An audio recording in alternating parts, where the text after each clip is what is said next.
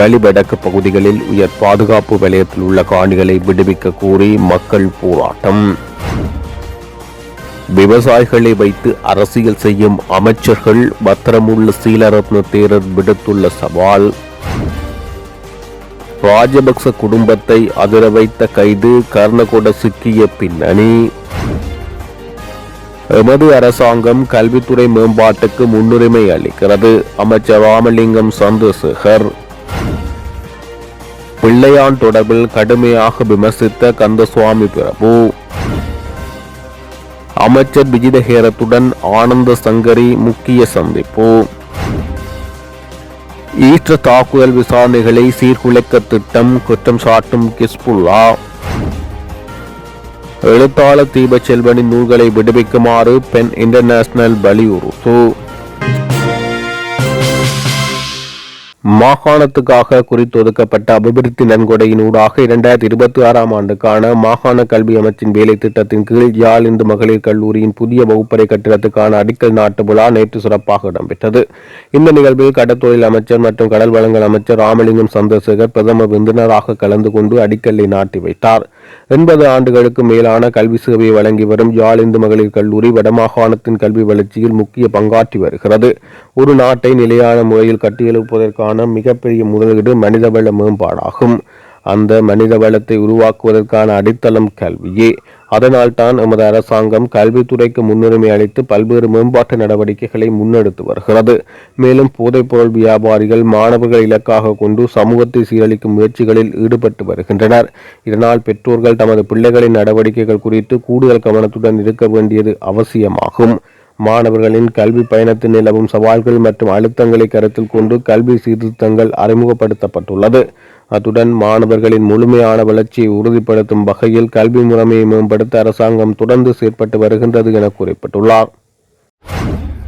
இலங்கையில் இந்த ஆண்டின் இதுவரையான காலப்பகுதியில் பதிவாகியுள்ள ஒட்டுமொத்த டெங்கு நோயாளர்களின் எண்ணிக்கை 57,000 கடந்துள்ளது என தேசிய டெங்கு ஒழிப்பு பிரிவு தெரிவித்துள்ளது. இதன்படி நாட்டில் பதிவாகியுள்ள ஒட்டுமொத்த டெங்கு நோயாளர்களின் எண்ணிக்கை 57,668 உயர்வடைந்துள்ளதுடன் டெங்கு காய்ச்சலால் பாதிக்கப்பட்டு இழந்தவர்களின் எண்ணிக்கை 35 அதிகரித்துள்ளது. நாட்டில் டெங்கு பரவலின் தீவிரம் கணிசமாக அதிகரித்துள்ளதை சுட்டிக்காட்டும் வகையில் கடந்த 24 மணித்தியாலங்களில் மாத்திரம் புதிதாக 1253 டெங்கு நோயாளர்கள் நாடளாவிய ரீதியில் அடையாளம் காணப்பட்டுள்ளனர் என தெரிவிக்கப்பட்டுள்ளது. இந்த நிலைமை சுகாதாரத்துறையினர் மத்தியில் பெரும் கவலையை தோற்றுவித்துள்ளது. தற்போதைய புள்ளி விவரங்களின்படி மேல் மாகாணத்தில் கொழும்பு மற்றும் கம்பஹா மாவட்டங்களில் மிக அதிக அளவிலான நோயாளர்கள் பதிவாகியுள்ளமை குறிப்பிடத்தக்கது. தமிழர் விடுதலை கூட்டணியின் பொதுச் செயலாளரும் மூத்த அரசியல் தலைவருமான ஆனந்த சங்கரிக்கும் வெளிவகார அமைச்சர் விஜிதஹேரத்துக்கும் இடையில் விசேட சந்திப்பு இடம்பெற்றது.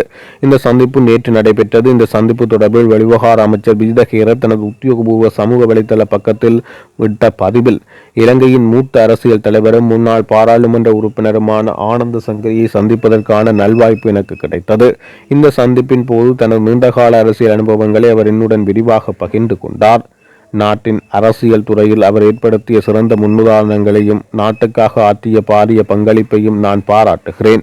அத்துடன் அவருக்கு எனது நன்றியையும் மதிப்பையும் தெரிவித்துக் கொள்கிறேன் என தெரிவித்துள்ளார்.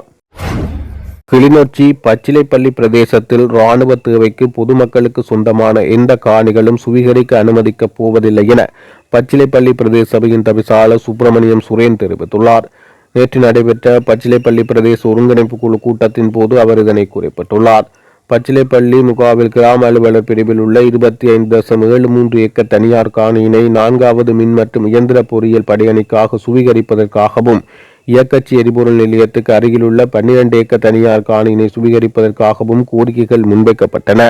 இந்த கோரிக்கைகளுக்கு எதிர்ப்பு தெரிவித்த பச்சிலைப்பள்ளி பிரதேச சபையின் தவிசாளர் சுப்பிரமணியம் சுரேன் மேலும் தெரிவிக்கையில், இராணுவ தேவைக்காக இந்த காணிகளை சுவீகரிக்க முடியாது. இது முழுக்க முழுக்க பொதுமக்களுக்கு சொந்தமான காணிகள். குறிப்பாக எரிபொருள் நிலையத்துக்கு பக்கத்தில் உள்ள காணி உரிமையாளர் வெளிநாட்டில் இருப்பதனால் தற்போது நாட்டுக்கு திரும்ப முடியாத சூழ்நிலையில் உள்ளார். எனவே இந்த இரு காணிகளும் நில அளவை செய்ய முயற்சித்த போது மக்களால் தடுத்து நிறுத்தப்பட்டது. இந்த காணிகளை இராணுவ தேவைகளுக்கு வழங்க முடியாது. அந்த காணி உரிமையாளர்கள் பல்வேறு நெருக்கடிகளுக்கு மத்தியில் வாழ்ந்திருக்கிறார்கள். எனவே அந்த காணிகளை உரியவர்களுக்கு வழங்க வேண்டும் என குறிப்பிட்டுள்ளார். செயற்படுகிறது, அது மக்கள் உணர்கிறது. எந்த வகையிலுமே நீதித்துறைக்குள்ள நாங்கள் எந்த வகையிலும் அழுத்தம் பிரயோகிக்கவில்லை. அது எங்கட அரசியல் கட்சியிலிருந்து பிளவிட்டனாலும் இன்றைக்கு நீதித்துறை தண்டனை கொடுத்து கொண்டிருக்கிறது. அப்ப நாங்கள் ஒன்றைக்கு ஒரு இன்று உலக நாட்டில் ஏற்பட்ட ஒரு சிறிய தளம்பல் இன்றைக்கு நாடு பொருளாதாரத்தில் முன்னேறி கொண்டு வந்துச்சு. எங்களுக்கு தெரியும். முதலாவது டிக்பா புயல் வந்து அழிச்சிச்சு.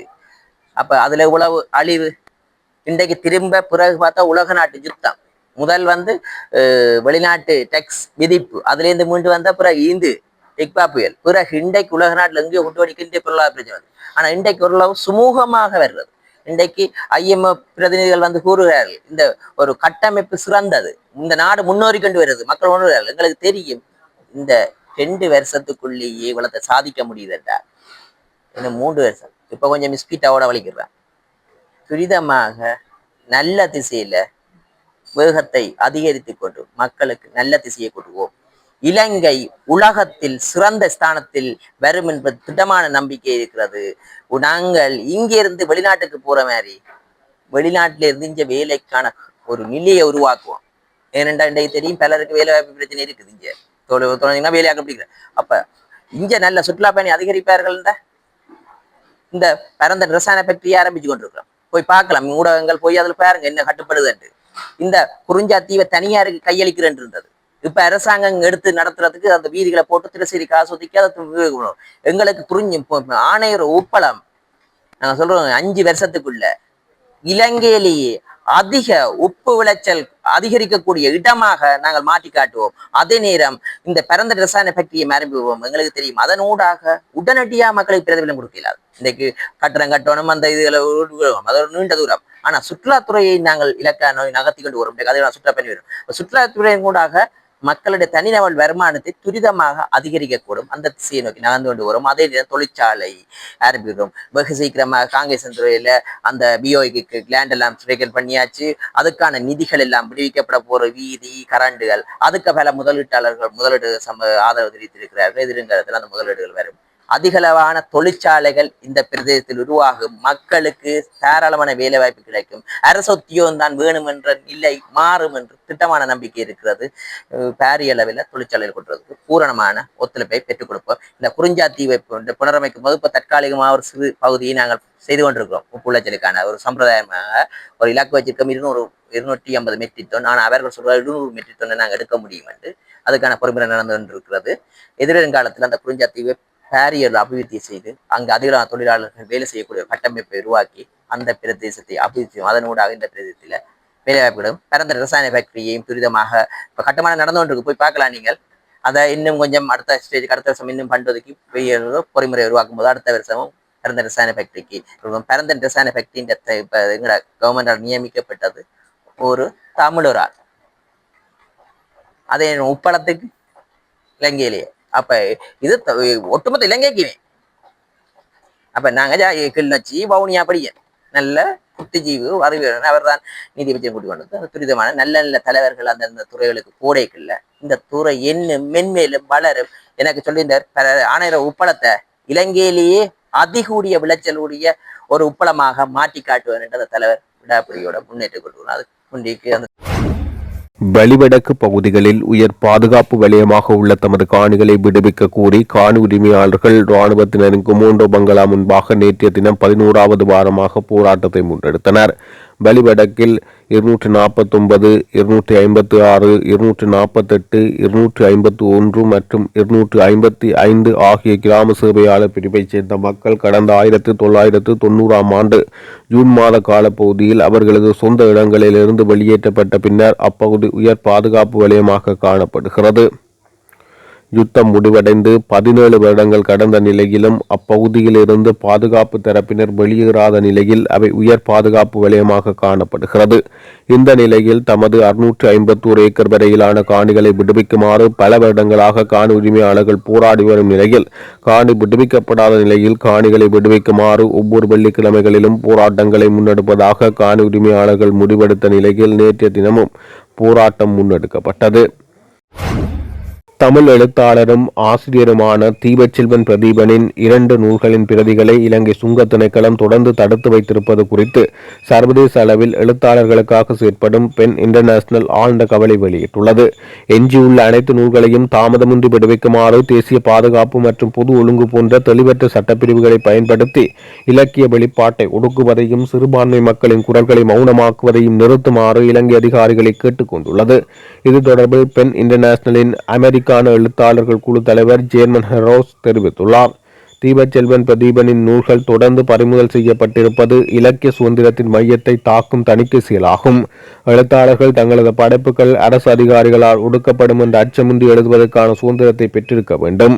ஏற்கனவே பல ஆண்டுகளாக வெளியிடப்பட்ட நேர்காணல்கள் மற்றும் கருத்துரைகளின் தொகுப்புகளாகவே உள்ள நூல்களை தேசிய பாதுகாப்பு என்ற காரணத்தினால் தடுத்து வைப்பது சட்டபூர்வமான கருத்து சுதந்திரத்தை கட்டுப்படுத்தும் நடவடிக்கை குறித்து தீவிரமான கேள்விகளை எழுப்புவதாக தெரிவிக்கப்பட்டுள்ளது. 2019 ஈஸ்டர் ஞாயிறு தாக்குதல்கள் தொடர்பான விசாரணைகளை தடுக்க முயற்சிகள் மேற்கொள்ளப்படுவதாக இலங்கை முஸ்லிம் காங்கிரஸ் பிரதி தலைவரும் பாராளுமன்ற உறுப்பினருமான எம்எல்ஏ ஹிஸ்புல்லா குற்றம் சாட்டியுள்ளார். இதன்போது கருத்து வெளியிட்ட அவர், தாக்குதல் சம்பந்தப்பட்டவர்கள் யாராக இருந்தாலும் அவர்கள் தகுதி அல்லது செல்வாக்கை பொருட்படுத்தாமல் சட்டத்தின் முன் நிறுத்தப்பட வேண்டும் என அழைப்பு விடுத்துள்ளார். இந்த பயங்கரவாத தாக்குதலில் கிறிஸ்தவ சமூகம் மிகப்பெரிய இழப்பை சந்தித்துள்ளதாக தெரிவித்த அவர், தாக்குதலுக்கு பிறகு குறிப்பாக காத்தான்குடியில் முஸ்லிம் சமூகம் கடுமையான விளைவுகளை சந்தித்ததாக சுட்டிக்காட்டினார். இந்த நிலையில் தற்போது ஜனாதிபதி அனுரகுமார திசாநாயக்க அரசாங்கத்தின் கீழ் மேற்கொள்ளப்பட்டு வரும் ஈஸ்டர் ஞாயிறு தாக்குதல்கள் தொடர்பான விசாரணைகளை சில தனிநபர்கள் தடுக்க முயற்சிப்பதாக குற்றம் சாட்டியுள்ளார். எனவே தாக்குதலுக்கு பொறுப்பான அனைவரையும் அவர்களின் தரம், பதவி அல்லது பொருளாதார செல்வாக்கை பொருட்படுத்தாமல் அடையாளம் கண்டு அவர்கள் மீது வழக்கு தொடர வேண்டும் என ஹிஸ்புல்லா அதிகாரிகளை வலியுறுத்தியுள்ளார்.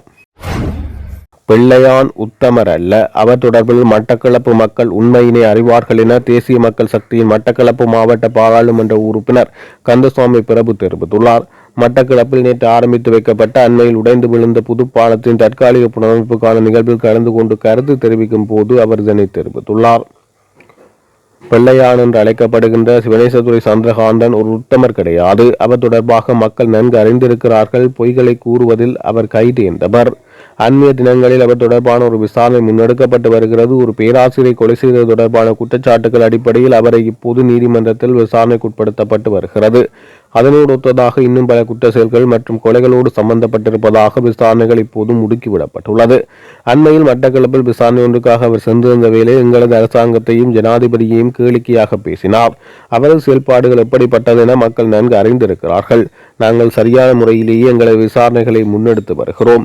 நேர்மையாகவும் நீதியாகவும் இந்த விசாரணைகள் முன்னெடுக்கப்பட்டு வருகிறது. ஆகவே நாங்கள் எந்த ஒரு பொய் குற்றச்சாட்டையோ அரசியல் அழுத்தங்களையோ அல்லது அரசியல் பழிவாங்கலையோ மேற்கொள்ளவில்லை.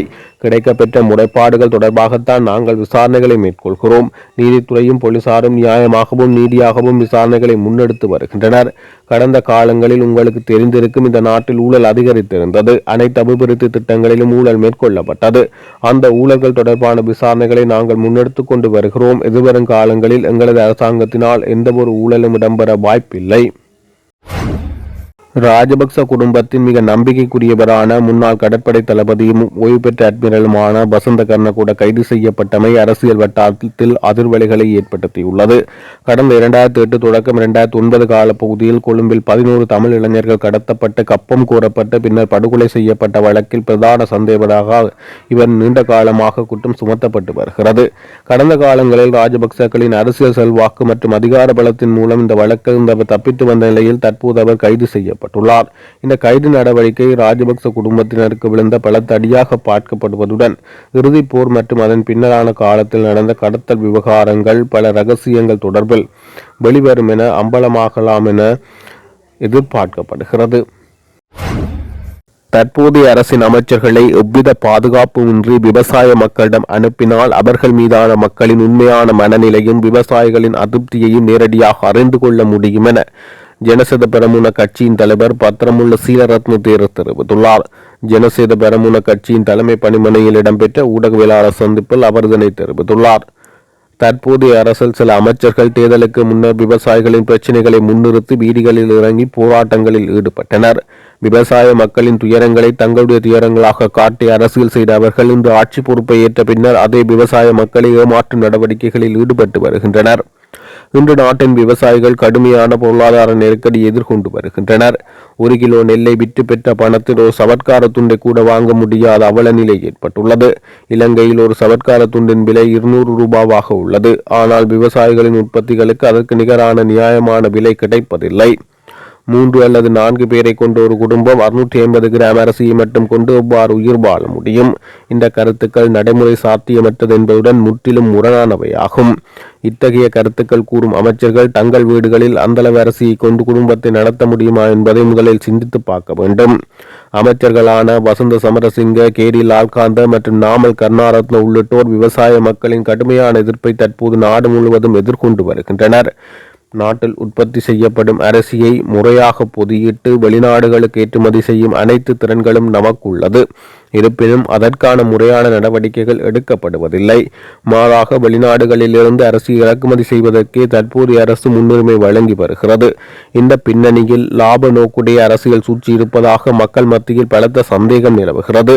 தேர்தலுக்கு முன்னர் தங்களுக்கு எந்தவித பாதுகாப்பும் தேவையில்லை, பொதுமக்களே தங்களது பாதுகாப்பு என மேடையில் முழங்கிய அமைச்சர்கள் இன்று பல அடுக்கு பாதுகாப்பு வலயங்களுக்குள் சொகுசாக செயற்படுகின்றனர். ஜனாதிபதி இந்த அமைச்சர்களை பாதுகாப்பின்றி நேரடியாக விவசாய மக்களிடம் அனுப்பி பார்க்க வேண்டும். அப்போது மக்களின் உண்மையான அதிருப்தியின் அளவை அவர்கள் தெளிவாக உணர்ந்து கொள்வார்கள் என தெரிவித்துள்ளார்.